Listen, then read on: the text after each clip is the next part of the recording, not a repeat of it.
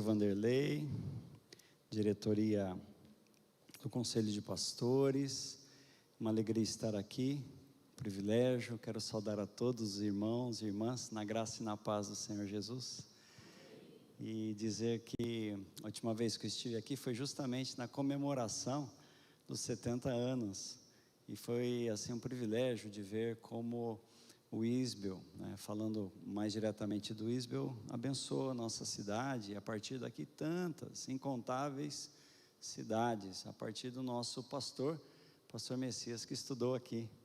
E a nossa missionária mais antiga, Dona Alta, talvez alguns de vocês conheçam, ela está nos seus 94 anos, ainda uma mulher de oração, também estudou aqui. Então é uma alegria sempre estar aqui. O senhor também estudou, né? Tanta gente foi abençoada e tem abençoado também a comunidade Shalom que nos recebe. Nós queremos estender esse braço de amizade a todos e dizer que nós somos um único povo, que temos um único Pai, que temos o mesmo Espírito, chamados para impactarmos essa geração que o Senhor tem nos colocado, muito desafiadora, mas se Ele nos escolheu para vivermos nesse tempo, e o Espírito Santo dEle habita nos nossos corações, é isso mesmo que nós enfrentaremos na graça, no poder, na ousadia dEle, amém?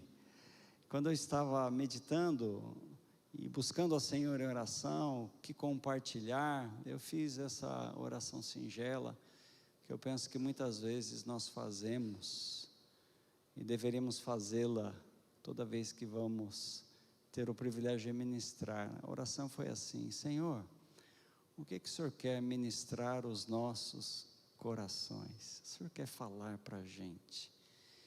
E foi muito interessante, porque com muita clareza me veio ao coração exatamente o que nós vamos meditar aqui. Pastores são guerreiros. E naquele primeiro momento eu falei: Senhor, mas por que esse tema? Porque o mundo é um campo de batalha, que quer aniquilar as nossas crianças, as nossas famílias, as nossas vidas. E ali naquele momento de oração, eu falei: Senhor, mas e aí? O que o Senhor quer falar? Aí o Senhor me fez lembrar o texto que faz parte da minha vocação pastoral, que é o Salmo de número 72, e lá no finalzinho, um salmo longo, e é um salmo que vai recapitulando a ação de Deus na vida do povo de Israel, mas lá no finalzinho, o Senhor fala assim: eu escolhi a Davi, e eu tirei, ele apacentava as ovelhas do seu pai, para se tornar o pastor de Jacó, e ele os pastoreou, ele cuidou deles, com o coração íntegro, e na antiga revista atualizada, com mãos precavidas, ou com excelência. E esse texto então ficou muito forte, porque ele foi um dos textos fundamentais no meu chamado pastoral. Falei: ok, Senhor, então o que nós vamos falar de Davi? Aí o Senhor me levou talvez ao episódio mais conhecido de Davi. Fica estranho falar para pastores sobre 1 Samuel 17, que vamos dizer, a introdução de Davi para se tornar um guerreiro e uma preparação para o seu ministério pastoral, uma transição e ao mesmo tempo um momento tão especial. Então, quero te convidar a abrir aí a sua Bíblia, em 1 Samuel capítulo 17, nós não vamos ler todo o texto, e eu creio que você já deve ter lido muitas vezes, eu até acredito que você já deve ter pregado algumas vezes sobre essa história, e essa história é uma história que vai nos inspirar nesta manhã, algumas coisas que talvez numa perspectiva um pouquinho diferente, organizar as ideias um pouquinho diferente, eu creio que vão nos auxiliar a entendermos melhor essa posição que temos como pastores, enquanto pastores, como guerreiros. O pastor normalmente é associado ao cuidado, ao carinho, ao consolo.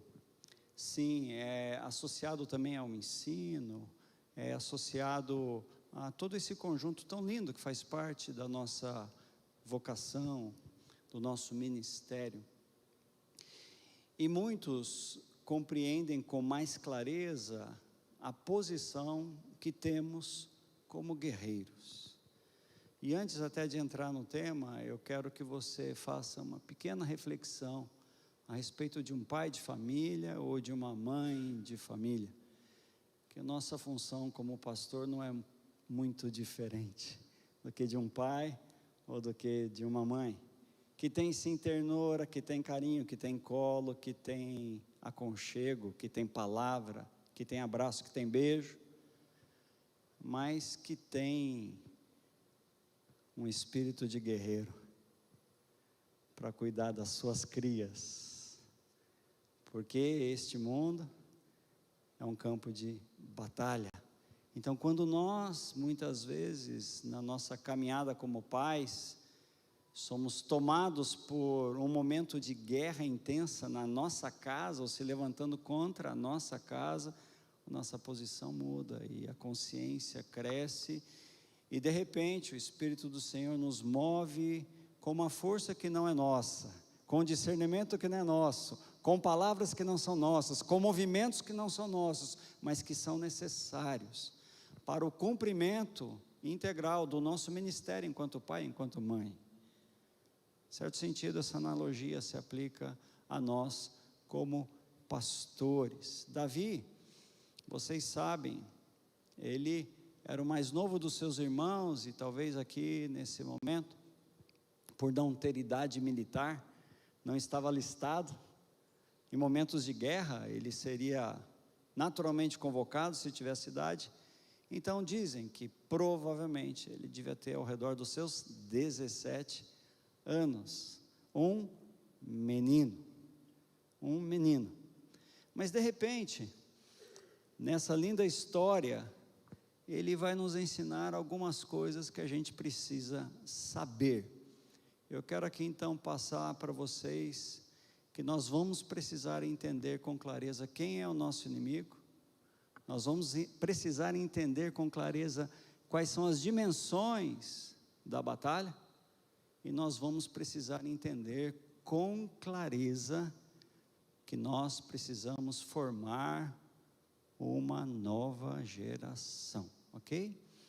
Então é isso que nós vamos passar. A primeira coisa então que eu quero afirmar para você, para mim, para todos nós: saiba quem é o inimigo. Você pode repetir isso comigo? Saiba quem é o inimigo. Aqui o versículo que eu destaco é o versículo 26. Davi chega para levar alguns mantimentos para os seus irmãos, em obediência ao seu pai, e de repente ele vê um exército inteiro aquietado, amedrontado, atrás das moitas, atrás dos esconderijos, morrendo de medo, porque tinha saído lá um gigante e tinha desafiado. E essa era uma das modalidades da época, as guerras sendo combatidas através de duelos.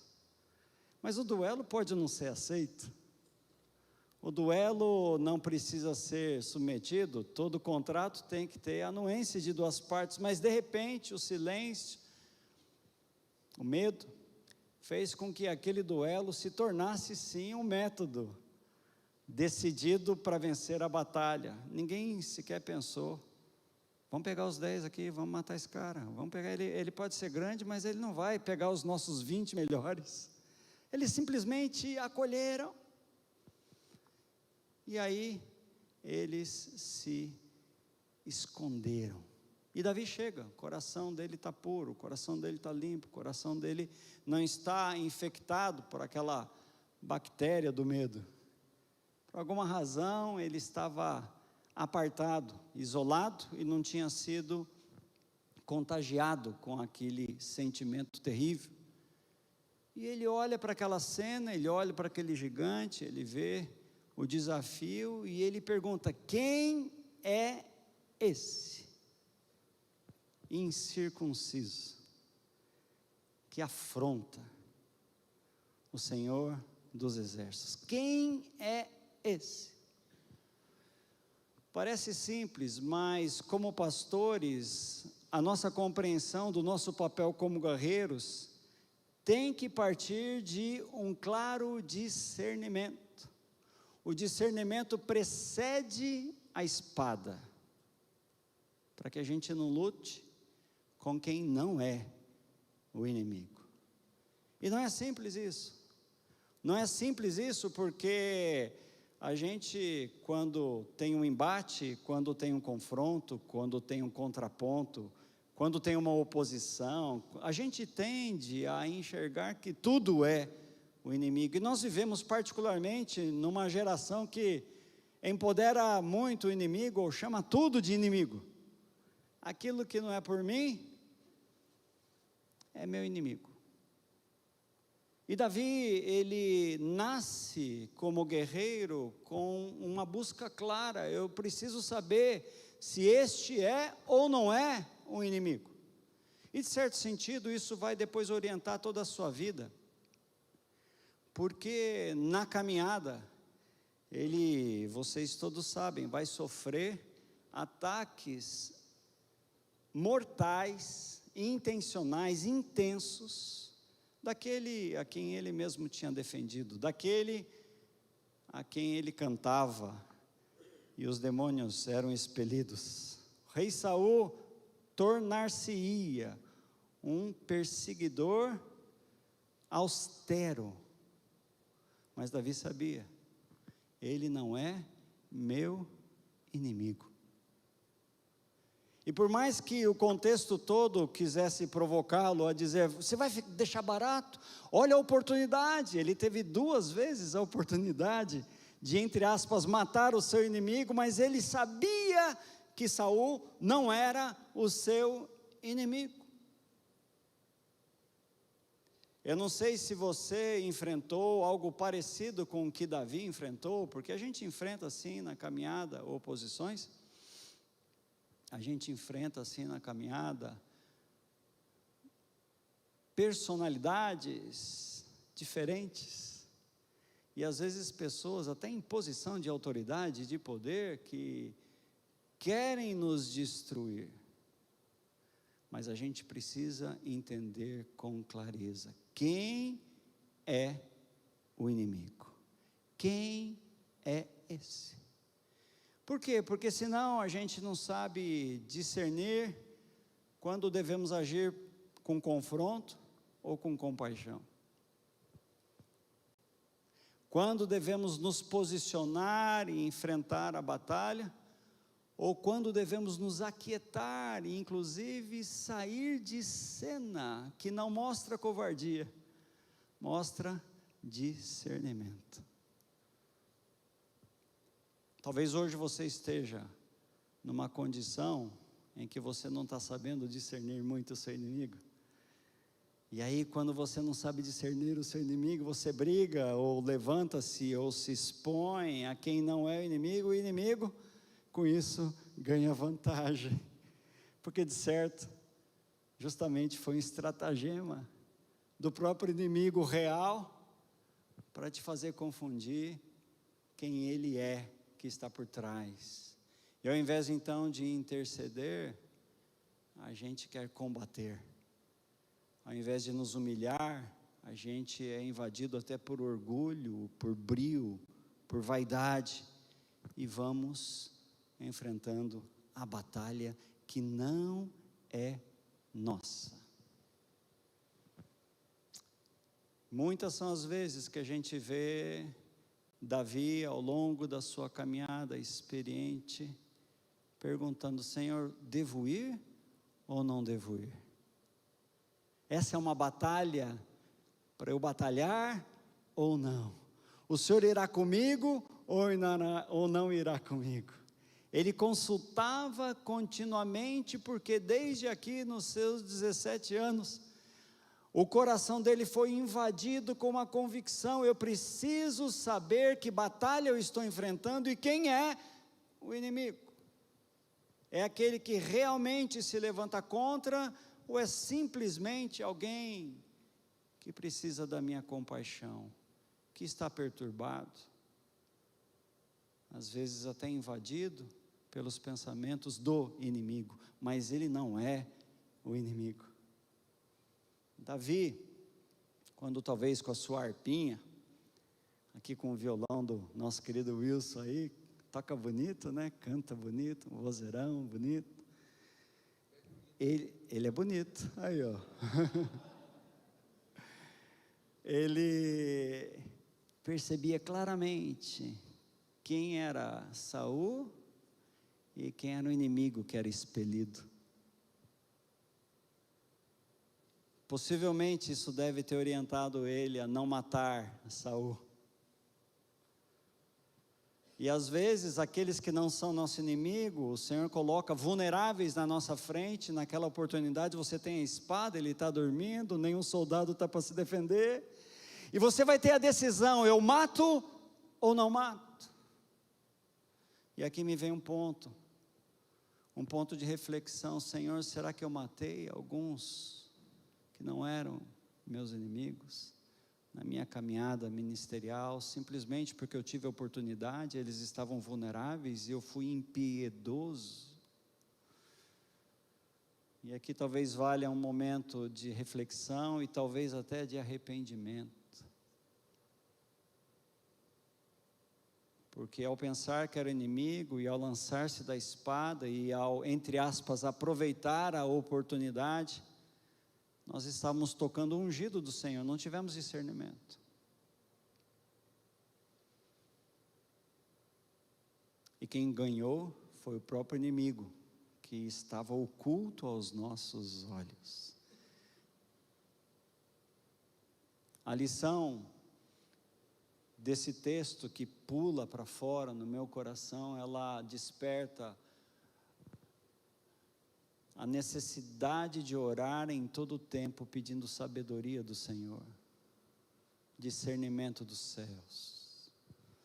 Quando a gente vai para o Novo Testamento, lá no livro de Lucas, no capítulo 9, nós temos um episódio que se repete ali com o apóstolo do amor.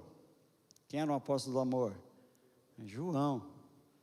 Mas ele não era assim sempre amoroso. Ele era filho do trovão, ele era duro na queda. E a primeira situação, ele chega para Jesus: Jesus, nós estávamos passando por lá, e de repente nós vimos um homem expulsando um demônio no teu nome, e nós o repreendemos. E esperava ali o aplauso de Jesus. E Jesus olha, como que dizendo: você não está entendendo quem é o inimigo. Quem não é contra você é por você. Você não está entendendo, você não deveria ter repreendido. Ah, Senhor, mas ele não era da nossa comunidade, ele não é da nossa denominação, ele não crê no nosso composto doutrinário, e por isso eu o repreendi. Misericórdia, Senhor, abre os nossos olhos. O reino de Deus é muito maior que a nossa igreja local, é muito maior que a nossa denominação, é muito maior que o nosso conjunto de crenças. Quem é o inimigo? Um pouquinho adiante, o Senhor, já com semblante pesado de quem estava certo que ia para Jerusalém, uma expressão que Lucas usa, ele manda os seus discípulos à frente e fala para eles, numa aldeia de Samaria, conseguirem um lugar para eles dormirem. Aí o mesmo João, ele vai, é frustrado, eles não deixam eles dormirem ali naquela aldeia, ele volta para Jesus: Senhor, o Senhor quer que a gente mande fogo descer do céu? No mesmo capítulo você vê: Senhor, será que eu sou assim como João? Tão errante no meu discernimento. Jesus os repreendeu. Falou, busca outra aldeia. Resolva isso. Vira essa página. Não fica ali só porque ele não compreendeu. Aquela aldeia perdeu um privilégio de hospedar o nosso Salvador às vésperas da sua morte, ali entrando. Perderam. Mas não eram inimigos. Você está ligado aqui comigo? Quem é o seu inimigo?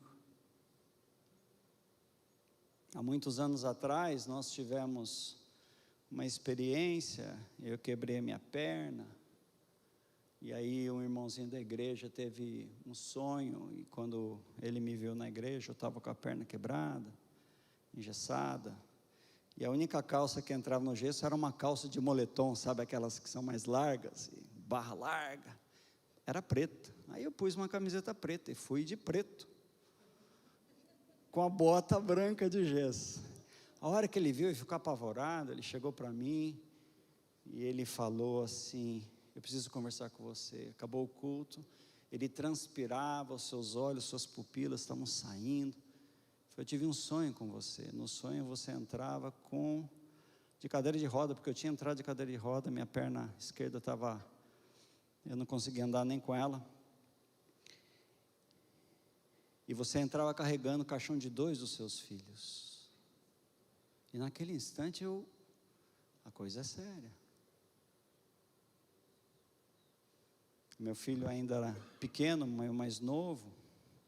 Dali a pouquinho ele teve um acidente caseiro, tinha um ferro chamado Vaporella, era um negócio, pesava uns 10 quilos assim, e estava sendo passada a roupa, ele chegou, puxou o fio e veio aqui, bateu na testa e queimou. Até hoje ele tem a marca de queimadura no braço dele, e a gente assustou. E naquele período eu entendi que eu precisava orar de uma maneira diferente, porque eu estava sob ataque. A minha casa estava sob ataque. E uma série de circunstâncias aconteceram. A minha esposa, numa preferencial, quase sofreu um acidente. O carro marcou, o carro que estava vindo, freou assim em centímetros da porta traseira onde as minhas filhas estavam. E uma série de episódios. Até que num dia a gente estava na chácara e nos preparando para voltar. As crianças foram tomar banho e estavam com os primos de São Paulo. E na hora que estava dando banho nas crianças, cadê o sabonete? Sabonete, está na beira da piscina. Você já viu sabonete em beira de piscina? Não tem sabonete em beira de piscina. A minha prima foi lá para pegar o sabonete, o nosso filho estava debaixo d'água. Ela pulou com roupa e tudo. Tirou, imagina o sufoco.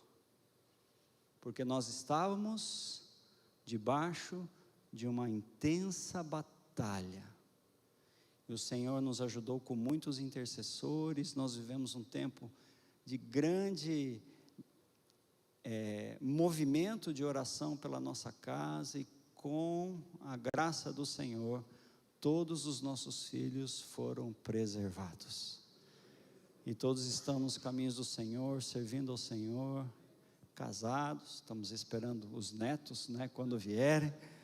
Mas, por quê? Porque naquele momento, havia sim um inimigo, batendo as portas. Nem sempre o que a gente chama de inimigo é o inimigo. E nem sempre o que a gente ignora do inimigo, deixa de ser o inimigo.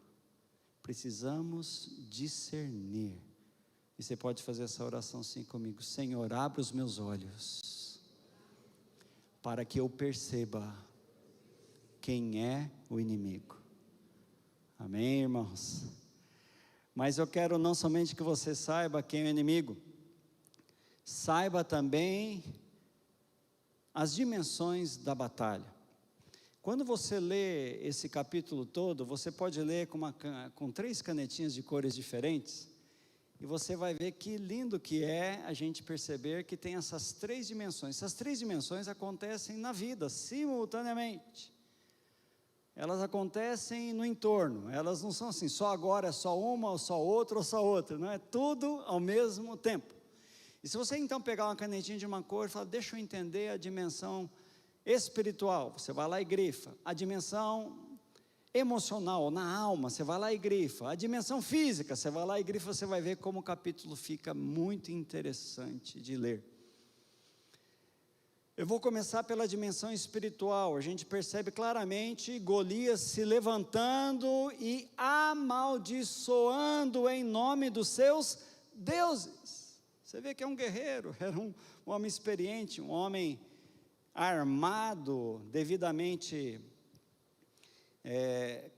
ferramentado, capacitado, experiente, mas de repente, esse detalhe no texto deixa claro que sim, existe uma dimensão espiritual que o próprio texto traz com clareza.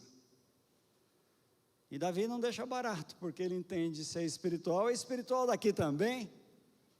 E quando ele responde, ele fala assim, você vem assim, mas eu vou em nome do Senhor dos exércitos. Fala assim, dos exércitos. É muito lindo o plural aqui, porque ele tinha somente um exército ali junto com ele, ou atrás dele, ou escondido lá no fundo. Mas Davi, ele já vinha, apesar dos seus 17 anos, de uma sequência de experiências com o Senhor dos exércitos. Ele sabia em nome de quem ele estava sendo levantado. Ele se posiciona com autoridade, não no seu próprio nome, mas no nome de quem tem verdadeira autoridade. Ele ali então se posiciona diante de palavras espirituais que tinham sido lançadas contra ele. Ele não se emudece. A batalha no nível espiritual, e eu não vou me delongar muito aqui, porque provavelmente tem pessoas muito mais doutas aqui nesse auditório, nesse assunto, do que esse que vos fala. Mas ela é absolutamente real. Não minimize. Não é a única dimensão, e aqui talvez seja a minha contribuição. Muitos talvez só enxerguem esta dimensão, e eu digo também tem outro extremo, aqueles que ignoram essa dimensão. Então não ignore, e não tenha somente esta como a única dimensão, mas o fato é, ela existe, e ela exige de nós um posicionamento. O posicionamento espiritual nosso estará na proporção da nossa experiência com o Senhor. A gente não se posiciona em nome de quem a gente não conhece. A gente não se posiciona em teoria, porque o inimigo sabe quando é uma mera palavra da boca para fora. E Davi não. O lastro dele na intimidade, no relacionamento e já nas experiências no campo, confirmavam a sua profunda convicção e davam justamente o lastro da sua autoridade. Então a primeira dimensão é a dimensão espiritual. Fala assim, dimensão espiritual. Mas tem uma segunda dimensão, e talvez essa seja a que mais nos pega e que menos a gente percebe. É a dimensão emocional, a dimensão na nossa alma. Davi chega e a primeira característica dessa dimensão, dessa batalha que ele enfrenta, eu vou chamar de a voz do desencorajamento. Seu irmão, menino, o que você está fazendo aqui? Você é um arrogante, sai daí, não é para o seu tamanho, não é para a sua idade, isso é coisa de gente adulta, vai para casa cuidar das ovelhas do pai. Aqueles que deveriam nos encorajar, são quem nos desanimam. E isso acontece na alma, porque, querendo ou não, no caso dele, o irmão mais velho sempre tem um peso, sempre tem uma certa autoridade, tem uma influência. O irmão mais novo, ele olha o irmão mais velho, ainda mais nessa diferença de idade, já guerreiros, né? Com aquele desejo, com aquela aspiração, um dia eu quero ser assim. E na nossa caminhada, muitos são os mais velhos da nossa própria casa, às vezes da nossa própria igreja, às vezes irmãos, que tanto deviam dar uma palavra que nos levantasse, eles são essas vozes do desencorajamento. Isso é uma batalha muito difícil de você discernir no momento que ela acontece. Eu faço um pequeno parênteses para contar um testemunho pessoal na relação com meu pai. Sempre tive uma relação excelente com meu pai. Louvado seja Deus pela memória do meu pai, eu louvo a Deus pela vida dele, que foi uma pessoa que não só me influenciou, continua me influenciando no seu caráter, no seu serviço, na sua dedicação. E eu tive um episódio com ele, muitos anos atrás. Ele tinha feito uma venda, e ele estava com recurso, eu estava almoçando com ele, a minha esposa estava viajando, fazendo curso em São Paulo, ele me perguntou, o que eu aplico? Naquela época a inflação era muito elevada, de um dia para o outro era quase 1%, então era muito dinheiro, que se perdia. Falei, pai, você pode aplicar nisso ou naquilo? Aí ele pegou, tirou o cheque do bolso dele, colocou na minha mão. Você aplica para mim? Claro, pai. Eu peguei o cheque, pus na minha carteira, acabei de almoçar. Dia seguinte, fui almoçar de novo. Ele me perguntou, e aí, o que você aplicou? Apliquei o quê, pai? Ué, o dinheiro? Eu peguei a carteira, o cheque do jeito que ele tinha me dado, estava lá. Eu voltei, tinha esquecido. Está aqui comigo? Aí, o espanhol saiu para fora, e começou a falar, não acredito, que responsabilidade, não é possível, olha quanto de dinheiro que nem você ganhou, nem eu ganhei, na verdade perdemos, eu perdi, não é possível, você foi muito irresponsável, e foi, engatou a segunda, a terceira, a quarta, e eu lá, não tinha o que falar, não tinha o que fazer, né, e no meio daquela, subindo a serra, né, a temperatura fervendo, estava ele, minha mãe e eu, ele falando, eu, meu Deus do céu, né, totalmente errado,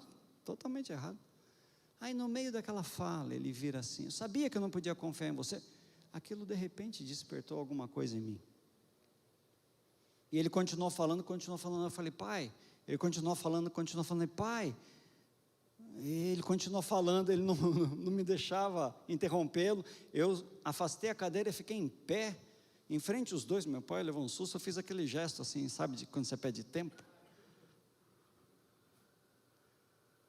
aí ele parou, o que foi? Não, pai, dá um tempinho, deixa eu falar um negócio,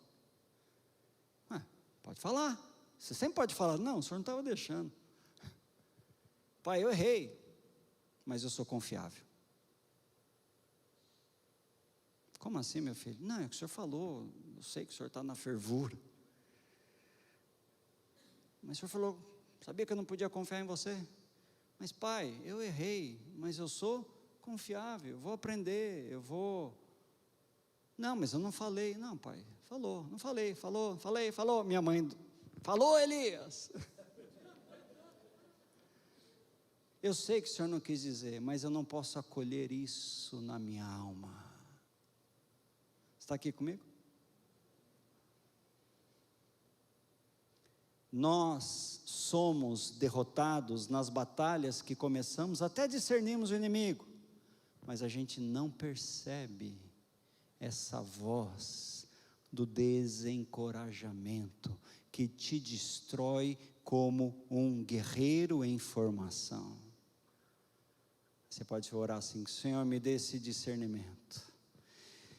No momento que acontecer, para eu levantar escudo da fé, e não acolher os dardos inflamados do inferno. Você fez essa oração junto comigo? Você deseja isso para a tua vida? Porque isso entra e nos destrói. Segunda voz, é a voz do rei. Ô menino, você não vai conseguir vencer? Então, se a primeira voz é a voz do desencorajamento, a segunda voz eu vou chamar de a voz da limitação. O próprio rei Saul era um guerreiro experiente, ele nasceu como guerreiro, ele era mais alto que todo mundo, ele devia ser assim, de uma aparência que demonstrava força, ousadia, audácia, ele tinha já uma folha de vitórias respeitável. Ele tinha assim a autoridade como rei. Ele de repente fala assim: você não vai vencer. E aí aquele que é a autoridade, eu não estou falando da família, eu estou falando de alguém às vezes até exterior, mas ao mesmo tempo alguém que você respeita, ele impõe a você um limite. Não, eu conheço de onde você vem, eu sei a sua origem, conheço a sua família, eu conheço a formação, eu sei as provas que você bombou, que você teve muita dificuldade. Você não tem capacidade não. Eu sei que você nunca ouviu nada parecido assim, mas vai que um dia. Aliás, ao mesmo tempo que nós somos quem ouve, nós podemos ter sido aqueles que falaram. E aí a coisa pega, né? Porque você olha, você mede e fala: não vai dar. Você olha o inimigo, você olha quem que está se dispondo, não vai dar para você. Você está entendendo que não dá o tamanho dele? Menino, quantos anos você tem? Conta aí.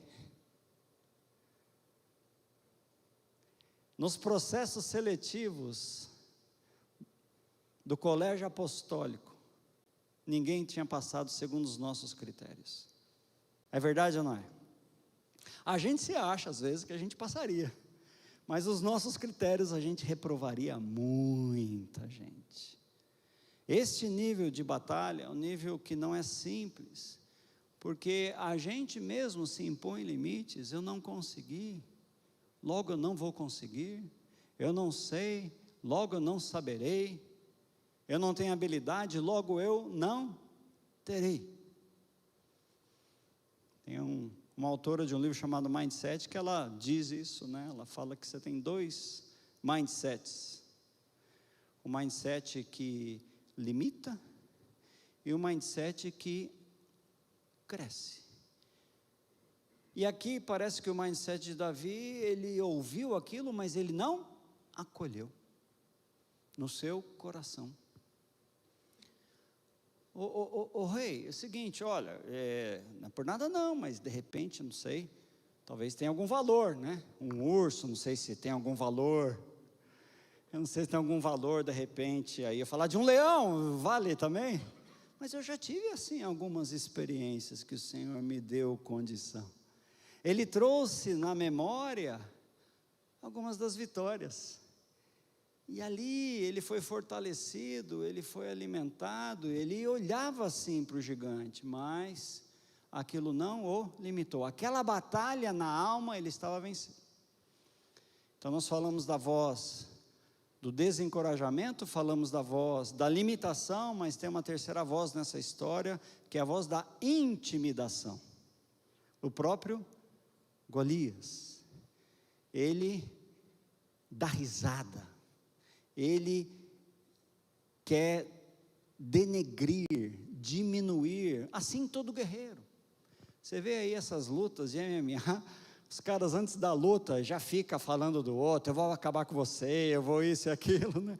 Queridos, em todo tempo o inimigo da nossa alma vai nos desvalorizar, vai querer acabar com a gente. Eu conheço o seu passado, Eu sei o que você pensa. Você pensa que eu não sei o que você pensa, mas eu sei o que você pensa. Eu consigo olhar e interpretar o teu olhar. Eu sei as tuas fraquezas, eu sei as tuas vulnerabilidades. Eu sei onde a coisa pega. Você vai mesmo querer lutar contra mim? Eu vou te expor. Eu vou te desmoralizar, eu vou acabar com você. Eu sei que nunca aconteceu nada disso com vocês. Você está percebendo o nível dessa batalha? Porque se a gente não entende essa dimensão, a gente entende a batalha espiritual, mas não entende essa dimensão da batalha que existe na nossa alma, nós nunca seremos plenamente os guerreiros que o Senhor quer nos forjar para ser. Nós não precisamos somente discernir, mas nós precisamos crescer, amadurecer, aprender esta dimensão que existe. Ela talvez seja mais difícil de a gente vencer, mas em Cristo Jesus nós já temos essa vitória, porque em Cristo Jesus nós somos ressignificados. A nossa maturidade pode crescer porque tem alguém que nos ama para valer, alguém que colocou em nós o que é de mais precioso, que é a habitação permanente do seu Espírito. A nossa alma pode ser constantemente nutrida pela sua palavra, porque a palavra do Senhor, ela é nutriente completo para tudo aquilo que nos falta, não importa. O Espírito Santo de Deus, ele vai agindo na nossa alma de tal forma, com tal intensidade e profundidade, que ele entra nas memórias que nós carregamos, às vezes inconscientes. Ele entra para quê? Para nos curar e nos fazer pessoas saudáveis na alma. Um guerreiro que não é saudável na alma, perderá a batalha. A gente pode falar assim: Senhor, me cura na minha alma. Pode falar isso. Faz essa oração: Senhor, me cura. Cura as minhas memórias. Cura as tantas vozes que eu acolhi, que me intimidaram, que me desencorajaram. Me liberta, Senhor, aqui na minha alma. Você está fazendo essa oração junto comigo? E a última dimensão é a dimensão física. Olha aqui comigo. Primeiro momento, ele chega para Saul. Saul então olha para o lado, não tem mais ninguém para enviar, não é assim? Fala: tá bom, menino, então vai, vou te dar a melhor tecnologia de armadura. E ele pega, vai vestir. O que acontece? Não dá. Pesado aquele troço. Saul era grandão, né? É interessante porque o autor de Hebreus, ele fala assim, que a gente tem que correr com perseverança a corrida que nos está proposta. Mas ele fala que nós temos que nos livrar de duas coisas: livremos-nos de todo o peso e de todo o pecado. Está aqui comigo? Fala assim: peso e pecado. Pecado, se a gente não se livrar, não é porque faltou instrução, porque a gente tem muita informação sobre isso. Concorda comigo? Mas o peso é uma coisa pouco discernida.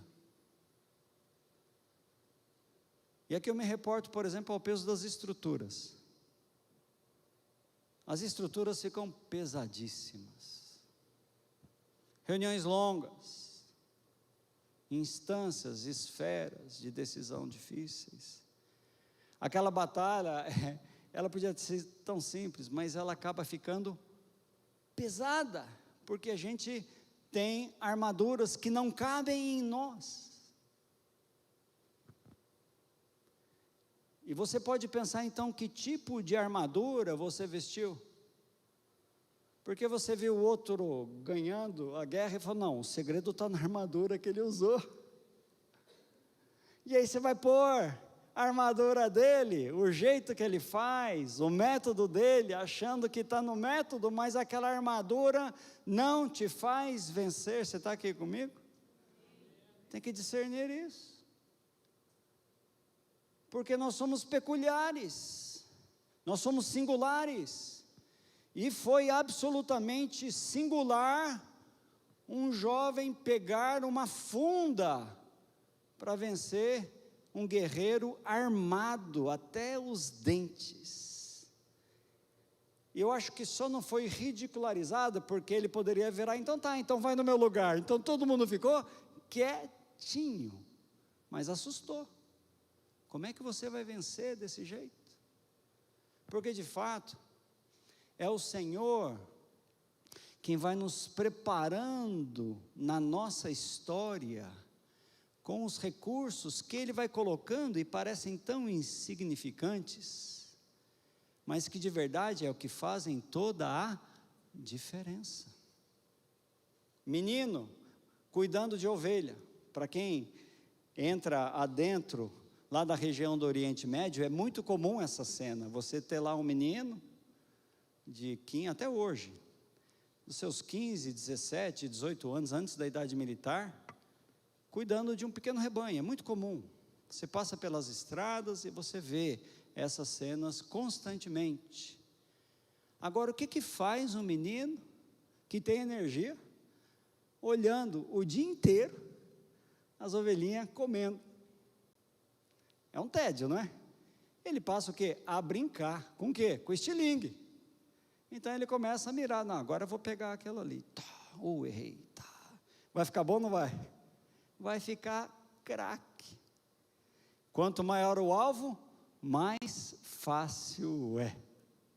Louvado seja o Senhor, porque Davi, ele foi tão ingênuo, tão puro, e ao mesmo tempo tão movido por Deus, com a vida que ele tinha, com a história que o Senhor estava escrevendo, ele simplesmente foi alguém genuíno, e não que quis vestir o que o outro veste. E nós vivemos hoje numa maré de copiar e colar, que não nos faz autênticos.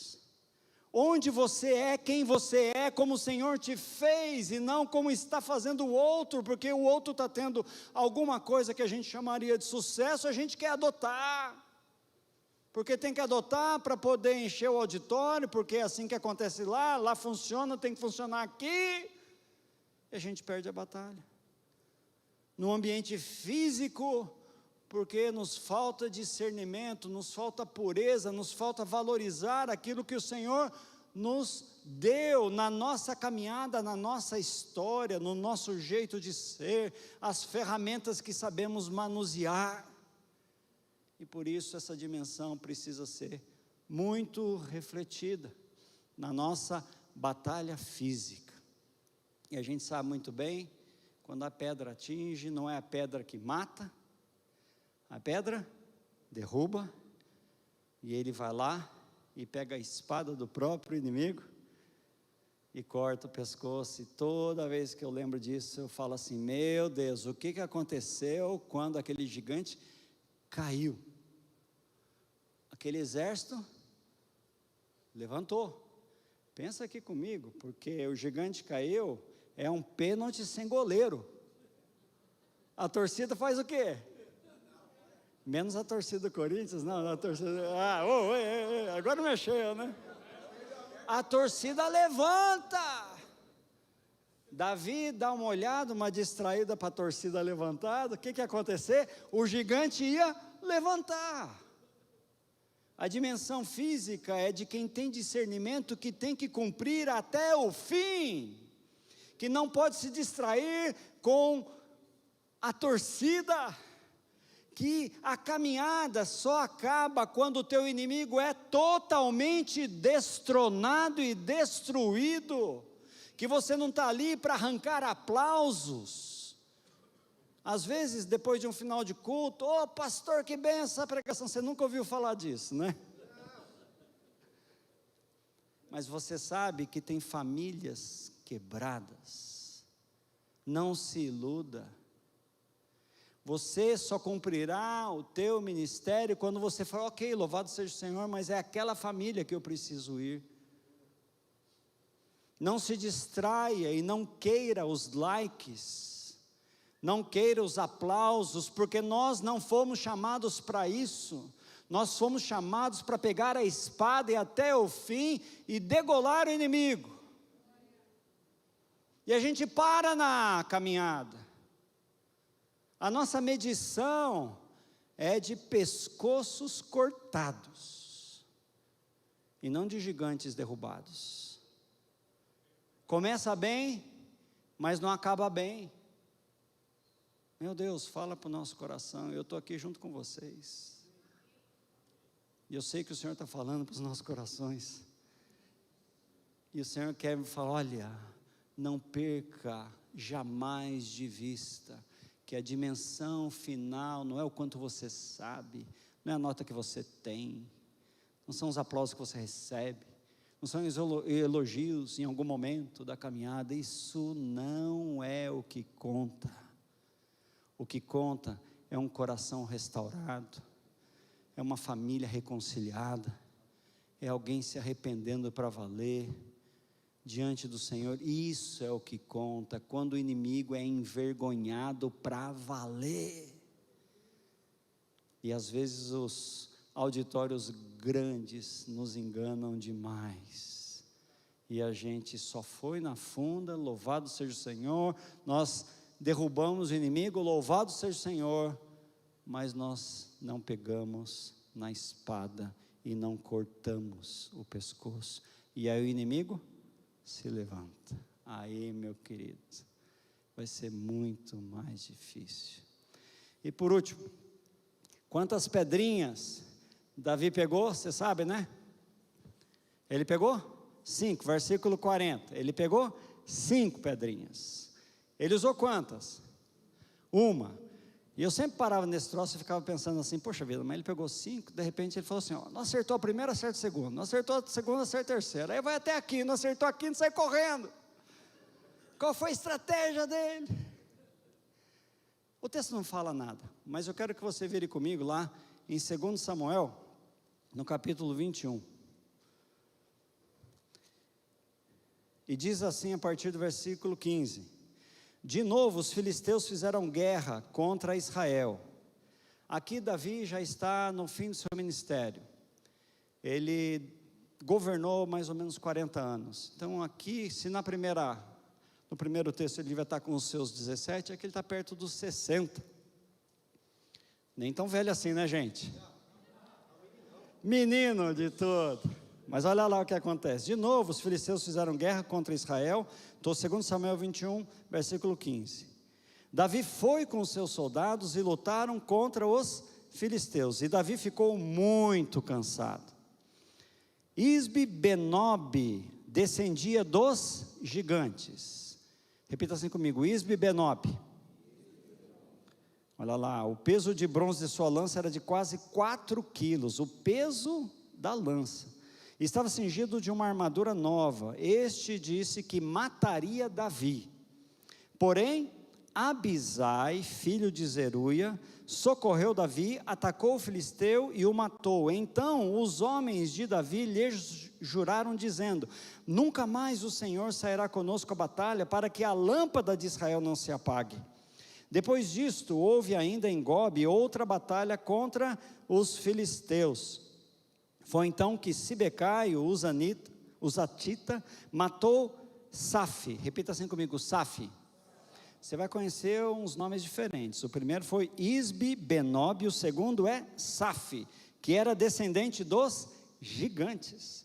Houve ainda em Gobe outra batalha contra os filisteus, e Elanã, filho de Jairé, Oreguinho, Belemita, matou Golias, o Geteu. Fala assim, Golias. Esse daqui é outro, porque aquele primeiro já estava morto, né? Então é outro, homônimo, cuja lança tinha haste com eixo de tecelão. Houve ainda outra batalha em Gate. Ali havia um homem de grande estatura, que tinha 6 dedos em cada mão e em cada pé, 24 ao todo. Esse figura aqui, pensa aqui comigo. Também este descendia dos gigantes. Fala assim, grande estatura. Aqui não fala o nome. Quando ele insultou Israel, Jonatas, filho de Simeia, irmão de Davi, o matou. Versículo 22. Esses 4 eram descendentes dos gigantes em Gate, e foram mortos por Davi e os seus soldados. Quantos gigantes tem aqui? Quantos gigantes tinha no início? Não, lá no primeiro de 1 Samuel? 1. Quantos tem aqui? 4. 1 mais 4 dá quanto? Quantas pedras ele pegou? 5. O texto não afirma, mas o meu coração entende. Há gigante que é você que mata.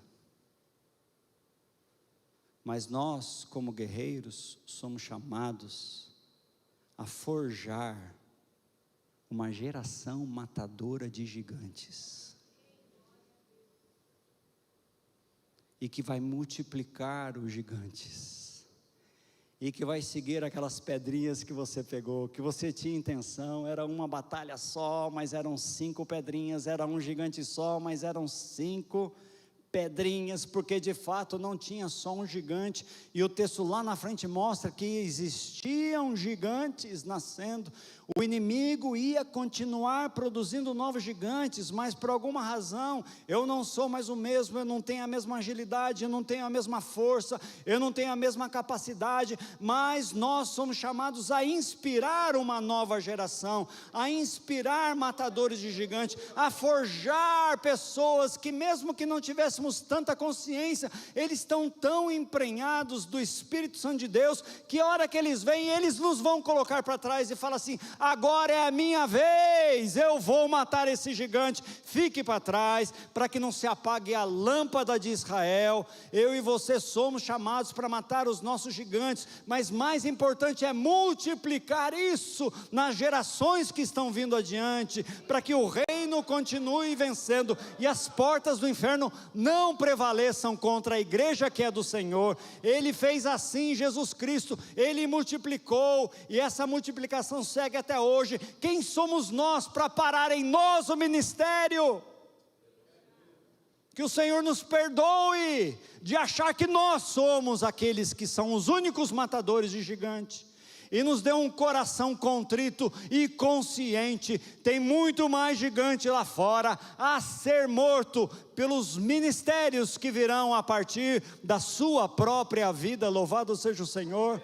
E a alegria que nós temos quando um dos nossos filhos mata um gigante tem que ser maior do que a nossa própria alegria quando nós matamos o gigante. O Senhor quer falar isso com clareza. Saiba disso. Você sim é um guerreiro, mas você é um formador de guerreiros, é um formador de matadores de gigante. Eu quero concluir então dizendo isso. Saiba com toda a simplicidade e clareza quem é o inimigo, quais são as batalhas. E talvez aqui ficou claro: puxa, nessa eu estou perdendo, mas o Senhor quer nos restaurar para termos vitórias em todas as dimensões. E nunca perca a referência. A nossa maior missão e o nosso maior desafio é preparar os crentes, é capacitar aqueles que o Senhor tem dado no rebanho que você cuida, é inspirá-los e é forjá-los até que eles se tornem matadores de gigantes. Quero te convidar a fechar os seus olhos aí, nessa manhã. Oh Senhor, você pode abrir os seus lábios e orar. Você é um pastor, você é uma pastora, levantada neste momento, nessa geração, para se tornar esse guerreiro. Ore ao Senhor mesmo, peça a Ele discernimento, sabedoria, capacitação. Coloque-se diante dEle. Aquilo que precisa ser consertado, Ele é especialista em desfazer, refazer, fazer tudo novo. e nos dar um novo ânimo nessa caminhada, nessa jornada. Não importa o que tenha acontecido até aqui, o que importa é que Ele já fez um desenho, Ele já tem um caminho preparado, e nada mais impedirá a você, a mim, de seguirmos o caminho que Ele mesmo preparou. Ó Pai, nos colocamos assim diante do Teu altar, como pastores e pastoras nesta cidade de Londrina, e alguns têm ministérios que vão muito além, e nos colocamos humildemente, inspirados nessa linda figura, de um homem levantado segundo o Teu coração, para que também na Tua graça e na Tua misericórdia, o Senhor nos levante segundo o Teu coração. Nós queremos ser este homem, essa mulher, segundo o Teu coração, livres, soltos, puros, sensíveis, cheios do Teu Espírito, mas com foco de pastorear e de levantar pastores, de guerrear e de forjar guerreiros. Ó Senhor, nos ajude nas batalhas e nas dimensões das batalhas, onde sequer temos percebido. Nós pedimos que o Senhor abra os nossos olhos, e nós queremos ter vitória em todas as dimensões da batalha. Nós queremos ter plenitude na vida ministerial, Senhor, conforme o Teu coração. E a nossa vida, à medida que caminhe, ela dê somente ao Senhor a glória devida ao Teu nome, para todos sempre, em nome de Jesus, amém. Deus abençoe, queridos.